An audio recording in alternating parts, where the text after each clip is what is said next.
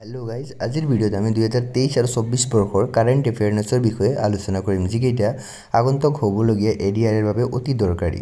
Question number 1 অসমৰ কোনখন চহৰে উত্তৰ পূৰ্বাঞ্চলৰ স্বচ্ছ চহৰ বঁটা লাভ কৰিছে আৰু ইয়াৰ উত্তৰ হৈছে গোলাঘাট।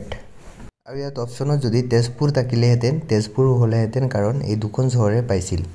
क्वेश्चन नम्बर 2 শেহতীয়াকৈ 2023 বৰ্ষৰ অসম বৈভৱ বঁটা প্ৰদান কৰা হৈছিল আৰু ইয়াৰ শুদ্ধ উত্তৰ হৈছে অপশ্যন সি ৰঞ্জন গগৈ।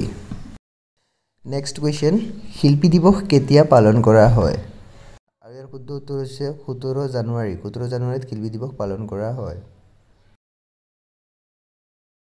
নেক্সট কুৱেশ্যন শেহতীয়াকৈ 2023 বৰ্ষৰ বাবে ক্ৰান্তিকাল সাহিত্য সন্মান প্ৰদান কৰা হৈছে ইয়াৰ শুদ্ধ উত্তৰ হৈছে অপশ্যন এ ধনী বৰাক শেহতীয়াকৈ ধনী বৰাক দিয়া হৈছে।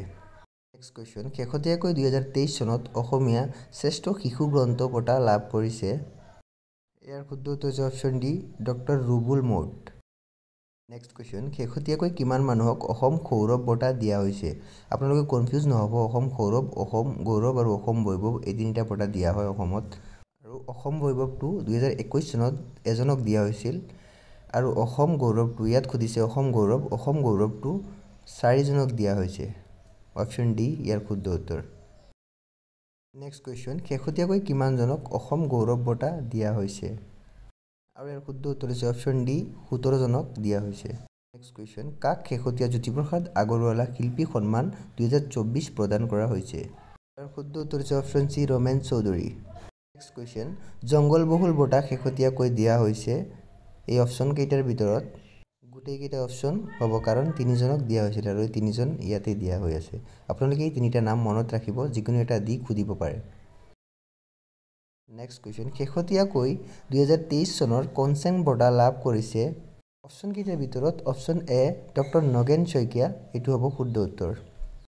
নেক্সট কুৱেশ্যন 2023 চনত স্বচ্ছ সুৰক্ষা বঁটা প্ৰতিযোগিতাত অসমৰ ৰেংক কি আছিল আৰু ইয়াৰ শুদ্ধ উত্তৰটো হৈছে অপশ্যন কেইটাৰ ভিতৰত অপশ্যন বি 20 ৰেংক আছিল অসমৰ। নেক্সট কুৱেশ্যন শেহতীয়াকৈ গোৱাত অনুষ্ঠিত হোৱা ৰাষ্ট্ৰীয় পেৰা এথলেটিক চেম্পিয়নশ্বিপত কোনে অসমৰ পৰা স্বৰ্ণ পদক লাভ কৰিছে আৰু ইয়াৰ শুদ্ধ উত্তৰ হৈছে option B Anismita Konwar. Next question শেহতীয়াকৈ গোৱাত অনুষ্ঠিত হোৱা ৰাষ্ট্ৰীয় পেৰা এথলেটিক চেম্পিয়নশ্বিপত কোনে অসমৰ পৰা ৰূপৰ পদক লাভ কৰিছে স্বৰ্ণ পদক লাভ কৰিছিল অনিস্মিতা কোঁৱৰ ৰূপৰ পদক লাভ কৰিছিল অপশ্যন এ আবাবিল আলী।